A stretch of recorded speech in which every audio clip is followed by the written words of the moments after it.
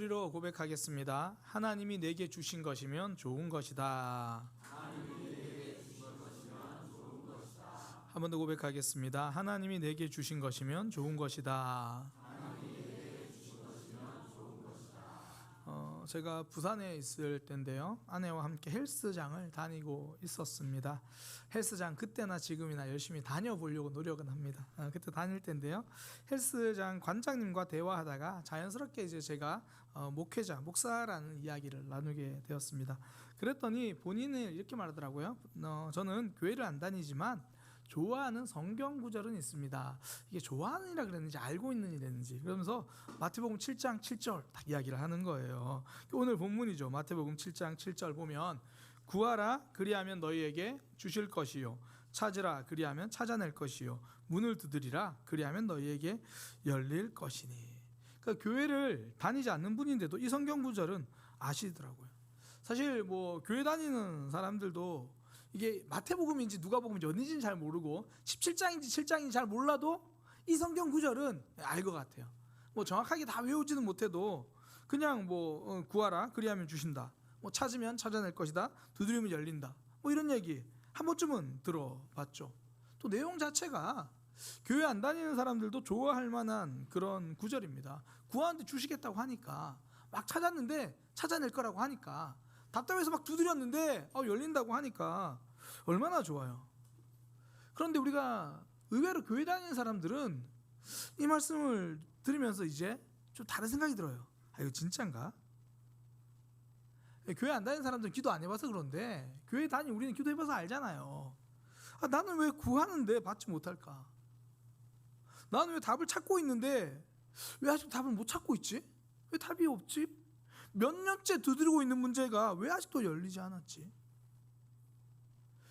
예수님은 말씀하셨는데 왜 이 말씀이 내 삶에서는 실제로 이루어지는 것보다, 뭐 그런 기대감보다는 오히려 그냥 이제 어느 순간에 스스로 필터링 해가지고 이 구절을 읽는 것 같아요. 기도하라는 말이구나, 기도하라는 명령처럼 이렇게 보여지는 거죠. 응답하시겠다는 약속인데 그냥 기도해야 되는구나, 뭐 기도 열심히 하라는 표처럼. 왜 이런저런 뭐 표 붙여놓잖아요. 꺼진 불도 다시 보자, 뭐 순간의 방심이, 뭐 이런저런 것처럼 그냥 기도하라는 표처럼 그렇게 받아들이고, 아니면 혹여나 이제 그런 거 있잖아요. 광고 문구. 예. 뭐 예를 들어 보험 광고면 확실히 보장해 드립니다. 그리고 막상 가입하고 나니까 보장 안 되는 게 더 많고, 막 우리 하나님 기도하면 응답해 주신다 그러는데 막상 기독교 가입하고 나니까, 하나님 백성 가입하고 나니까 기도했는데 그거는 약관에 없는 거라서 하나님 이러시나?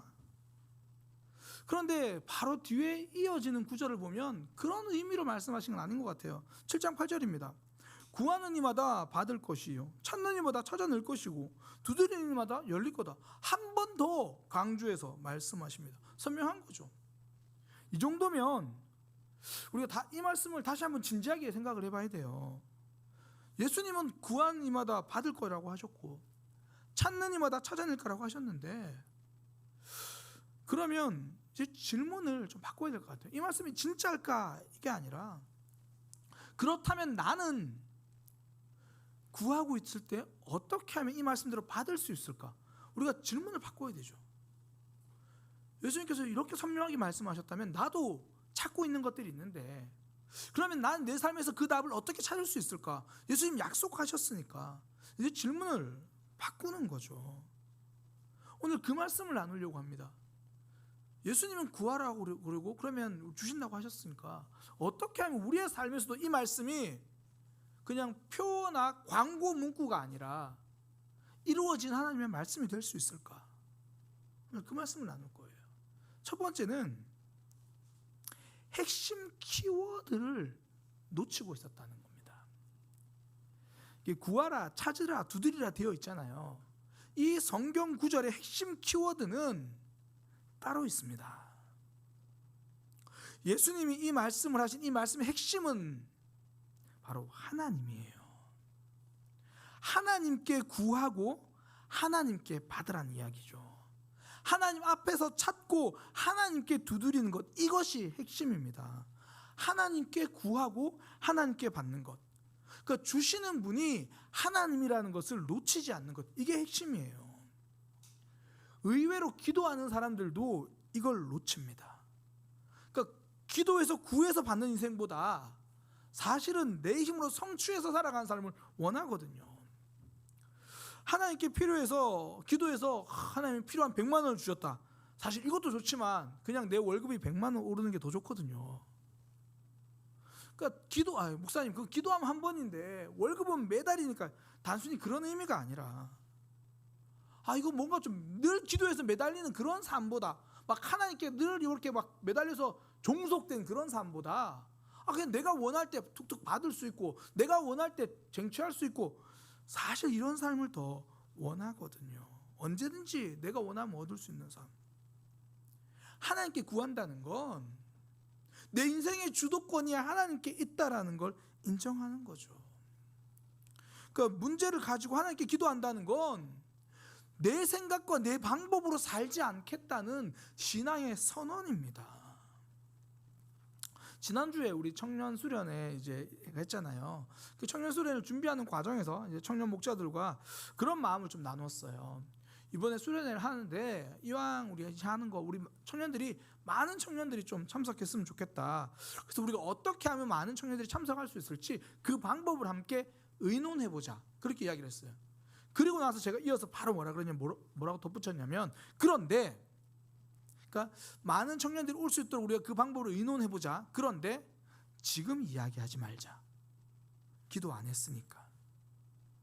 한 주간 기도해보고 다음 주에 하나님이 주시는 마음은 어떤 거고 하나님이 주신 지혜가 무엇인지 다음 주에 나누자. 그러니까 왜 이런 이야기를 하냐면 청년들이 수련회에 오는 거 우리 힘으로 되는 게 아니라는 걸 고백하는 거예요. 우리가 지혜를 모은다고 한들 우리의 좋은 생각으로 그걸 이룰 수 있는 게 아니다라는 거예요. 이게요 세상의 관점에서 보면 진짜 어리석은 일입니다. 왜 그러냐면 교회는요 사이클이 일주일 단위예요. 예를 들어 오늘은 우리 오늘 이야기하지 말고 기도하자. 그리고 바로 내일 회의할 수 있으면 좋은데 주일에 목자들이랑 우리 이거 오늘 의논하지 말고 우리 기도해보고 다음에 의논하자 그러면 한 주가 지나야 돼요. 부흥회 마치고 이제 수련회는 바로 코앞이 다가왔는데 그 한 주를 그냥 보내겠다는 말처럼 느껴져요. 그런데도 불구하고 지금 의논하지 말고 한 주간 기도하자. 왜요? 빠르게 결정하기보다 하나님이 주시는 힘으로 지혜로 우리가 함께 마음을 모으겠다는 거죠. 그러니까 우리 힘에 달린 게 아니다라는 고백이에요. 기도의 핵심의 키워드는 하나님입니다. 하나님께 구하고 하나님이 주시는 걸 받겠다는 거예요. 그런 이번 수련회 앞두고 그 수련회 대표 목자, 청년부 회장이라고 이해하시면 돼요. 대표 목자가 새벽에 나와서 기도를 하더라고요. 왜 그렇습니까? 수련회 내 손에 달린 게 아니니까. 또 대표 목자가 또 선언했거든요. 이번에 30명 오게 해주십시오. 본인이 30명이라 그랬으니까 이건 내 힘으로 안 되니까. 그런데 나중에 수련회 참석하겠다고 한 번이나 참석하겠다고 등록해서 이름 올린 아들이 31명이라고. 그래서 깜짝 놀랐다는 소문을 들었습니다. 왜 그렇습니까? 하나님께 구한다는 건 말 그대로 주시는 분이 하나님이라는 고백이에요. 하나님께 구할 때 하나님께 받습니다. 성경에서요 하나님께서 선지자들을 통해서 이스라엘 왕들을 책망하실 때 그 책망한 내용이 뭐냐면 너희 지금 나라가 힘들다고 애굽한테 손 내밀지 마라. 저 밑에 있는 이집트 강대국이라고 거기 가서 손 내밀지 말고 아수르가 너희 공격한다고 해서 아수르한테 가서 우리 좀 잘 봐주세요. 그렇게 외교를 하려고 하지 마라. 그렇게 이야기를 해요. 근데 그들은 그렇게 했거든요. 아수르가 공격하려고 하니까 아수르 찾아가가지고 우리 그냥 잘 지내면 안 돼요? 그 잘 지내려면 어떻게 하면 될까요? 여러분들이 섬기는 신 우리도 섬기겠습니다. 그러고 있는 거예요. 그 어디를 봐도 단순히 해결되기를 바라는 그런 삶으로 하나님께 구하는 것 같지만 정작 다른 것을 붙드는 거죠. 그런데 반면 히스기야는 달랐죠. 문제가 생겼습니다. 아수르가 막 쳐들어와요. 그때 그 문제를 들고 하나님께 가요. 하나님, 아수르가 우리나라를 괴롭힙니다. 하나님이 해결해 주세요. 하나님께 구해요. 다른 곳에 기웃거리지 않습니다. 하나님께 구하니까 하나님께 받아요. 그럼 어떤 분들은 그래요. 목사님, 그러면 기도하면서 손 놓고 있으란 말인가요? 당연히 아니죠. 기도하면서 내가 할 수 있는 건 최선을 다하십시오. 그러나 단지 그 과정에서 하나님과 멀어지는 선택을 할 수는 없다라는 겁니다. 우리의 삶, 하나님 지금 돈이 너무 필요합니다. 돈을 주세요. 하나님께 기도해요. 그런데 돈을 구한다고, 돈을 달라고 기도하는데 정작 돈 번다고 하나님 앞에 나오질 않아요. 이건 하나님께 구하는 게 아니죠. 사단은 교묘하게 속입니다. 야, 그건 최선을 다하는 거야. 기도하면서 최선을 다하라고 했잖아. 그러면서 그 최선을 다하느라 예배를 안 나와요. 그 최선을 다하느라 하나님과 멀어집니다. 지난주에 말씀 전해주셨던 최인기 선교사님, 이제 토요일은 저녁에 청년들 집회 때 이제 설교를 해주셨거든요. 그때 본인의 삶에 대해서 많이 나눠주셨어요. 그 중에 이제 하나가 처음 사업 시작할 때 이야기를 해주시더라고요. 이 환경 관련 사업을 하는데 뭐 처음 사업을 시작하는데 뭐 사업이 그렇게 잘 되지는 않았나 봐요. 그러다가 밀양 쪽에 계시는 분인데 부산에서 소음 진동과 관련한 이제 시에서 하는 그 입찰이 있다라는 거예요. 근데 이분이 딱 그 대학에서 뒤늦게 갔던 대학에서 소음 진동 관련 학과를 나왔거든요. 정황상 보니까 이건 누가 봐도 하나님이 본인에게 열어주시는 길 같은 거예요. 아, 이거 하나님이 내게 주시려나 보다. 그런 마음으로 이제 그 CS 입찰하니까 준비를 해야 되잖아요. 서류를 막 준비하고 참여하려고 이렇게 했습니다. 근데 뜬금없이 그 이제 입찰하기 얼마 앞두고 이 관련 직종에서 일하는 아는 분한테 진짜 평소에 연락도 없다가 전화가 온 거예요. 전화가 와서 이번에 거기 입찰 넣을 거냐? 나 넣을 거다. 아, 우리도 넣을 거다. 자기도 넣을 건데 나는 5개 넣을 거다. 그러니까 하는 방식이 뭐냐면 당시에 사업자를 선정하는 방식이 일정 조건만 갖추면 그 사업자들 다 넣어서 앞에서 바로 그 자리에 추첨을 하는 거예요.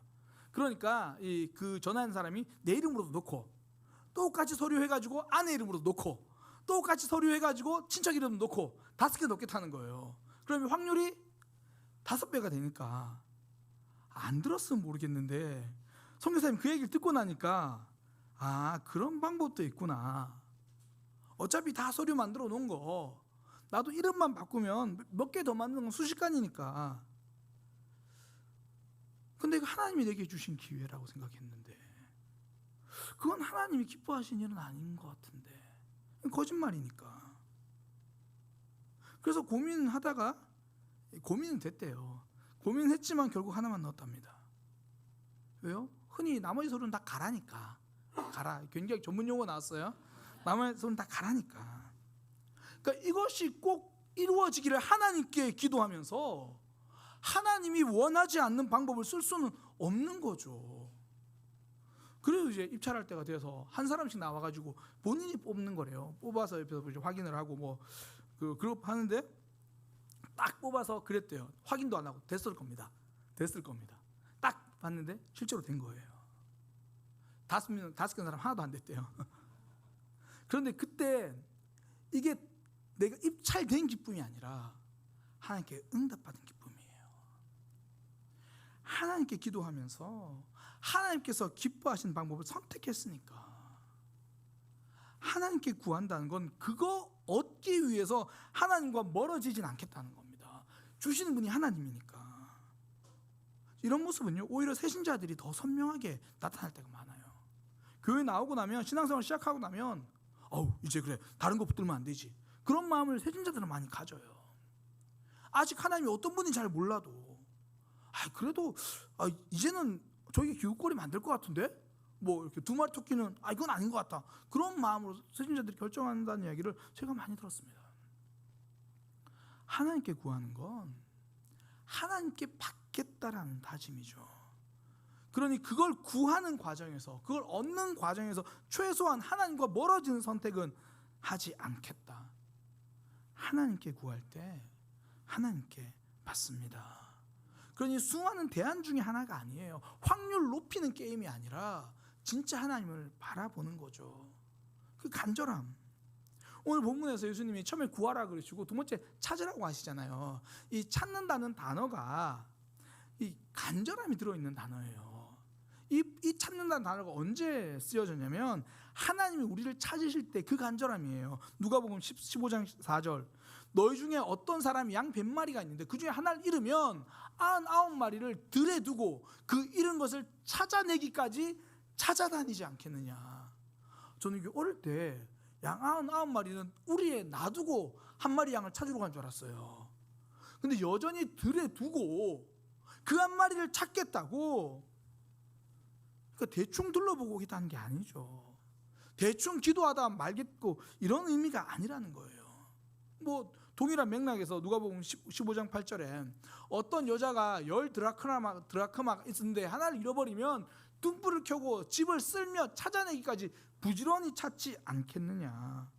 꼭 찾아야 하는 물건이니까 온 집에 불 다 켜놓고 사차시 쓸면서 찾는 거예요. 왜요? 꼭 찾아야 하니까. 근데 우리는 이 말씀이 어떤 말인지 알잖아요. 단순히 그냥 양 한 마리 잃어버려서 아우 재산이 줄어드니까 뭐 드라크마 뭐 여러 가지 의미로 말하지만 뭐 아우 내게 소중한 거 그거 찾아내니까, 이게 그런 말이 아니에요. 이 성경 말씀은 하나님이 우리를 그렇게 찾으신다라는 거예요. 그 중간에 멈추십니까? 아니잖아요. 정말 간절한데 중간에 멈추겠습니까? 그러지 않죠. 뭐 이런 거예요. 나는 정말 이 사람이랑 결혼해야겠어. 은지야, 아직 제가 결혼 전이면 저는 당신을 너무 사랑합니다. 저랑 결혼해 주시겠어요? 은지가 싫어요. 저는 정말 간절한데 정말 안 해주시겠어요? 싫어요. 네 알겠습니다. 선보가 나랑 결혼할래? 이건 간절함이 아니잖아요. 간절하면 포기하지 않습니다. 이런 모습을 잘 보여주는 사람이 수로보니게 여인이죠. 딸에게 문제가 생겼어요. 예수님께 나왔습니다. 그런데 예수님이 한 번에 고쳐주시질 않아요. 오히려 모욕적인 이야기를 하면서 거절합니다. 내가 자녀들에게 줄 떡을 왜 걔들에게 주느냐? 넌 이방인이다. 너 이스라엘 백성도 아닌데 내가 왜 너의 부탁을 들어줘야 되냐? 모욕적인 말이에요. 그렇다고 돌아서겠습니까? 우리 자녀를 둔 부모님들, 내가 욕 한 번 먹었다고 우리 아들이 지금, 우리 자녀가, 우리 딸이 정말 고쳐질 수 없는 상황에서 고쳐질 수 있다면 욕 한 번 먹었다고 뒤로 돌아가겠습니까? 아니죠. 딸의 문제는 욕을 먹어도 포기하지 못할 만큼 간절하잖아요. 그러니 거절해도 돌아서지 않아요. 오히려 더 매달리면서 간청합니다. 예수님 맞습니다. 그러나 개들도 주인의 상 밑에서 떨어진 부스러기는 먹지 않습니까? 저는 그 부스러기 은혜만 있어도 되겠습니다. 그거라도 주시면 됩니다. 간절하면 포기하지 않습니다.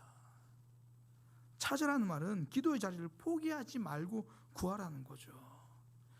하나님 앞에서 찾으면 하나님 우리의 삶의 간절함을 외면하지 않아요. 그러니 찾으면 찾을 것이라고 하시고 두드리면 열린다고 하시죠. 주석에서 그렇게 이야기하더라고요. 두드린다는 건 하나님 앞으로 나오는 적극적인 행동을 이야기한다. 나가서 두드리는 거. 뭐 적용적으로 이야기한다면 하나님 앞자리로 나오라는 이야기겠죠. 하나님이 그 키를 가지고 계시니까. 제가 최근에 그 유튜브에서 한 장면을 봤는데요. 그 미스터 셰프 브라질이라는 요리 경연 대회 장면입니다. 그러니까 미스터 셰프 브라질, 그러니까 브라질에서 이 요리하는 대회예요. 거기서 이제 엘리사라는 참가자가, 여성 참가자가 이 요리를 하던 중에 소스가 담긴 통을 열어야 되는데 그 통이 안 열리는 거예요. 막 열고 그러다가 안 되니까 칼로도 막 해보고 막 안 되니까 당황을 하다가 갑자기 소스통을 들고 방청객으로 막 뛰어가요. 딱 내미니까 방청객이든 웬 남성이 딱 받아가지고 딱 열어서 줘요. 그 여자의 아빠예요. 엘리사의 아버지. 급하니까 아버지에게로 달려가요. 이게 기도입니다. 급한 문제, 답답한 문제 하나님 앞으로 가지고 가는 거. 그때 삶이 열려요. 우리도 내 힘으로 열지 못한 일들이 너무 많이 만나잖아요. 그러다 보면 내 힘으로 안 열리면요, 조급해져요. 막 어떡하지? 막 내 힘으로 안 열리면 막 마음이 급해져요. 그때 결정하면 실수하거든요. 그때 결정하면 나도 모르게 죄악을 선택합니다. 서류 5개 놓고 6개 놓고 7개 놓고 막 저 사람은 5개, 난 10개 넣어야지. 사돈의 8촌에 아는 사람에 막 아는 사람 없으면 내가 혹시 다른 사람 막 주민등록번 번호까지 해서 넣어가지고 급하니까. 급할 때 하나님 앞으로 나오지 못하면 실수한 선택을 하고, 급할 때 하나님 앞으로 나오지 못하면 범죄를 선택하는 거예요. 사람은 문제가 급하고 크면요 시야가 자꾸 좁아집니다. 이걸 뭐 흔히 터널 시야 현상 이렇게 부르는데, 운전하다 보면 왜 주변 어둡고 터널 들어가면 끝에만 보이잖아요. 그러니까 아무것도 안 보이고 저 운전만 보니까 그거 해결하느라 잘못된 선택을 하는 거예요. 그 흔히 보이스피싱 이거 노리잖아요. 전화하면 막 지금 큰일 났다고, 급하다, 전화 끊지 마라. 왜 끊지 마라 그래요? 다른 곳에 물어보지 못하게 하려고.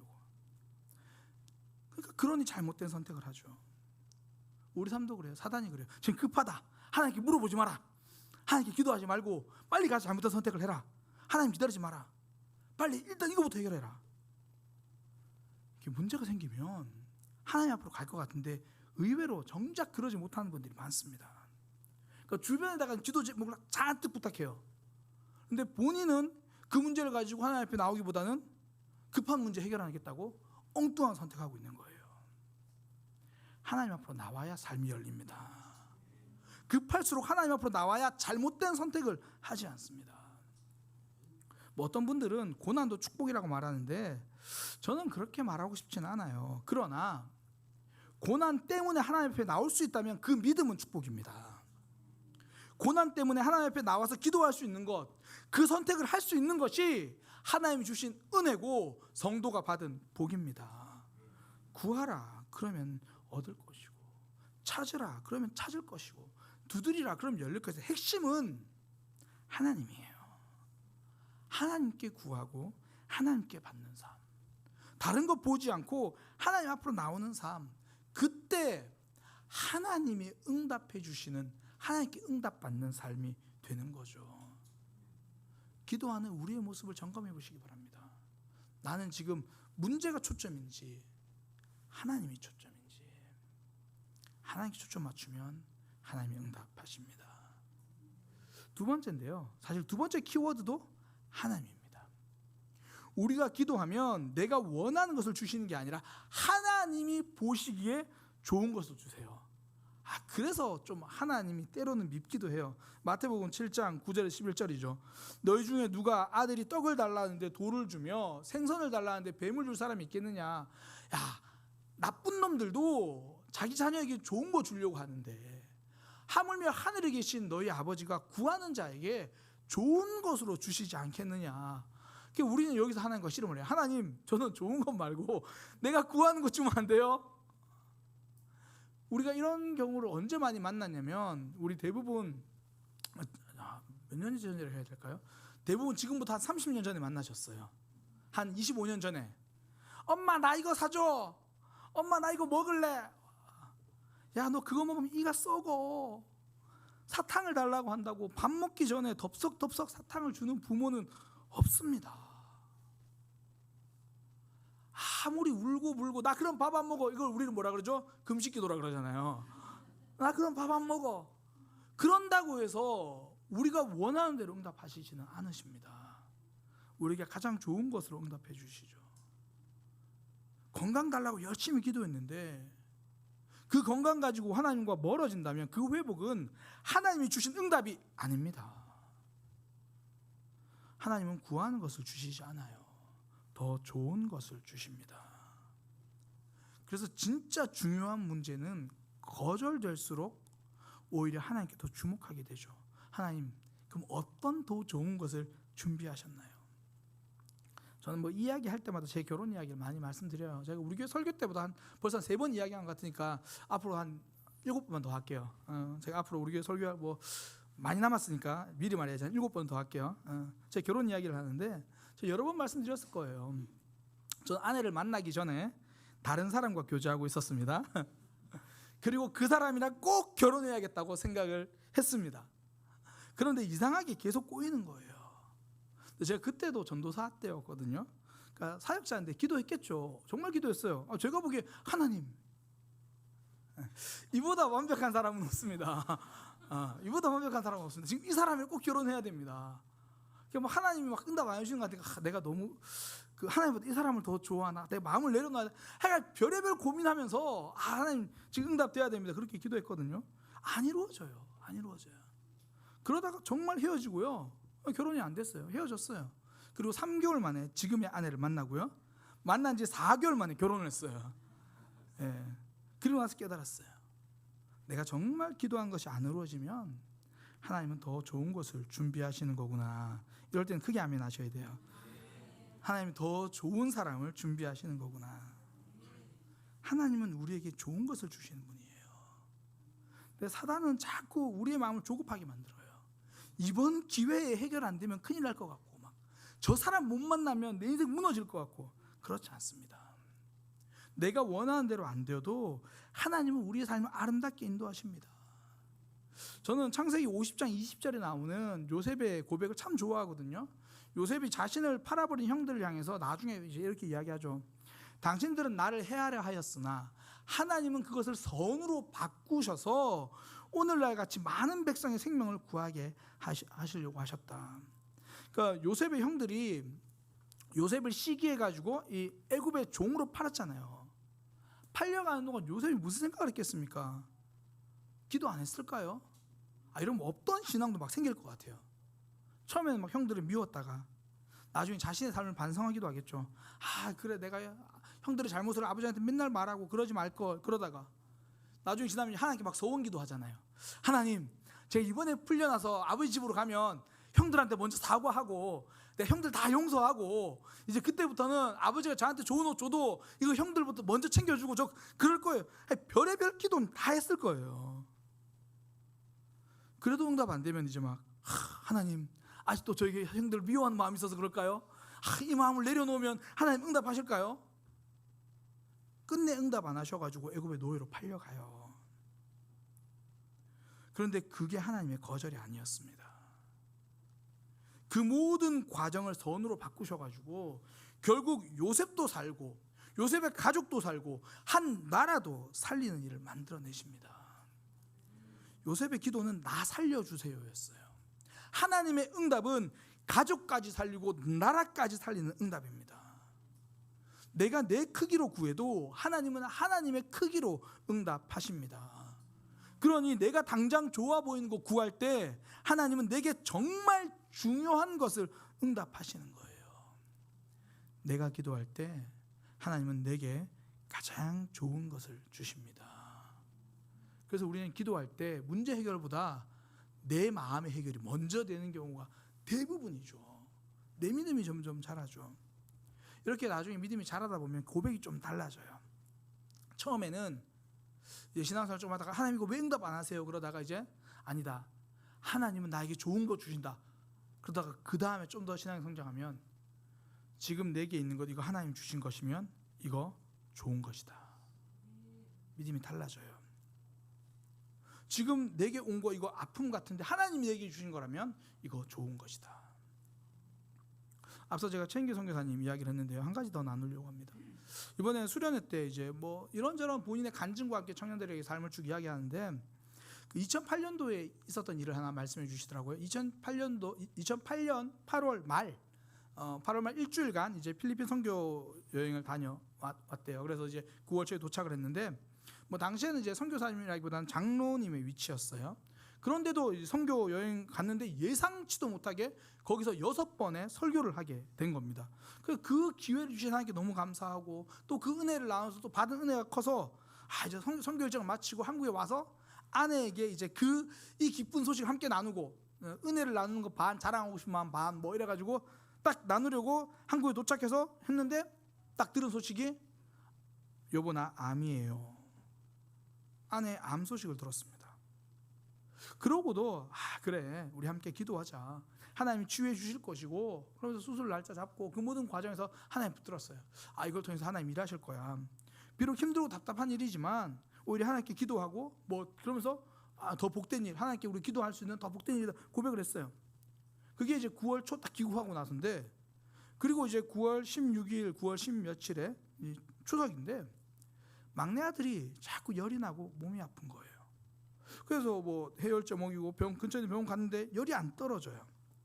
그래가지고 연휴 끝나자마자 9월 16일 연휴 끝나자마자 이제 밀양에 있으니까 부산대 병원에 가서 검사를 한 겁니다. 부산대 병원 가서 검사를 하고 이제 병원에서 그러면 18일 날 검사 결과 들으러 오세요 그랬어요. 갑자기 17일 날 전화가 왔습니다. 병원에서 빨리 아들 데리고 와서 입원시키세요. 그 당시 막내 아들의 나이가 14살, 중학교 1학년이죠. 증상이 백혈구 수치가 급격히 떨어지고 적혈구 수치가 떨어지고 아이는 뼈가 아프다 그러고 열이 너무 나서 뛰기도 힘들고 통 먹지도 못하고 이 모든 증상이 말하는 건 백혈병이에요. 의사도 이제 추가 검사를 맡겨놓고 기다리고 있지만 지금 소견으로는 백혈병인 것 같습니다. 일단 정밀 검사 결과를 보고 치료 계획을 이제 결정하자, 이제 그런 식으로 이야기를 한 거예요. 그 말을 듣고 이제 불산대에서 병원에서 차를 몰고 집으로 오는데 그 심정이 어떻겠습니까? 선교지에서 뜨겁게 은혜 받고 왔어요. 하나님 저 앞으로 말씀 붙들고 말씀 전하는 삶 살겠습니다. 다짐하고 왔는데 아내는 암이에요. 그리고 그래도 하나님 믿음으로 이겨보겠습니다. 그러고 십몇칠 후에 아들의 그 소식을 들어요. 그래서 1시간가량 부산에서 밀양까지 1시간 동안 차 오는데 차에서 이제 하나님을 찬양하기 시작합니다. 예수 사랑하심은 거룩하신 말일세 우리들은 약하나 예수 권세 많도다. 날 사랑하심 날 사랑하심 날 사랑하심 성경에 써있네. 그러면서 아들 이름을 불러봐. 찬영 사랑하심 찬영 사랑하심. 아내 이름 부르면서 오경 사랑하심 성경에 써있네. 하나님 우리를 사랑하신다고 하셨잖아요. 그리고 나서 이제 집에 가서 아내 이 소식을 말하는데 아내는 듣고 그 자리에서 거실에 주저앉아가지고 막 통곡을 하는 거예요. 그 모습을 본 선교사님 그 자리에서 아내에게 이렇게 선언합니다. 이건 기적이다. 우리가 하나님 앞에서 이렇게까지 잘못한 일은 없다. 그렇다면 분명히 하나님의 섭리가 있을 것이다. 우리 하나님 앞에서 그냥 바보 되자. 하나님의 섭리가 있을 거다. 그러면서 함께 마음 나누고 다음날 아내도 마음이 정리가 돼서 하나님이 이를 통해서 하실 일이 있을 거다. 비록 정밀 검사 결과가 아직 최종적으로 백혈병으로 나오진 않았지만 최종적으로 백혈병이라고 나온다고 해도 우리 가족 모두를 사랑하신 하나님이 우리를 가장 좋은 길로 인도해 주실 거다. 그리고 병원에서 최종 결과를 듣게 됐습니다. 다행히 백혈병이 아니었던 거예요. 물론 아니어서 감사했죠. 그러나 이미 그 부부는 5일간 아들의 백혈병을 겪은 거랑 똑같잖아요. 이미 백혈병이라고 생각하면서도 우리에게 가장 좋은 것을 주실 하나님을 붙들고 있었습니다. 성도는 하나님이 내게 좋은 것을 주신다는 것을 믿는 사람이에요. 그리고 그것을 넘어서 지금 이것이 하나님이 내게 주신 것이면 이건 좋은 것이다라는 믿음을 가지는 거죠. 키워드는 해결이 아닙니다. 키워드는 하나님이에요. 키워드는 내가 원하는 목적이 아닙니다. 나를 사랑하시는 하나님의 마음이죠. 우리 모든 성도들은 하나님께 기도합니다. 그러면서 마태복음 7장 7절을 붙들고 기도하죠. 구하라 주실 것이다. 찾으라 찾아낼 것이다. 두드리라 열릴 것이다. 이때 가장 중요한 건 주시는 분이 하나님이라는 거예요. 그러니 하나님 앞에서 구하고 하나님 앞에 살아가는 거죠. 그리고 주시는 분이 하나님이라는 겁니다. 하나님의 크기로 주실 거예요. 하나님이 보시기에 가장 좋은 것으로 주실 겁니다. 그 하나님을 경험하는 저와 여러분 되기를 소망합니다.